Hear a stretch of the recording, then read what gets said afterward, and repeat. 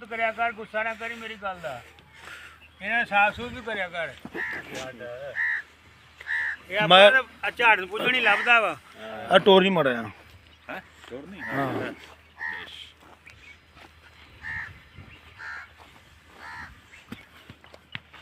मगर कट्ठी की कट्टा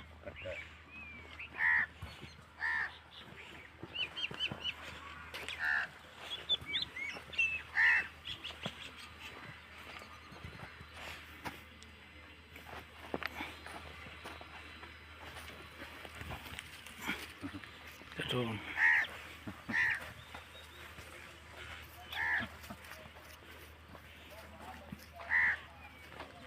क्या मोड़ लिया।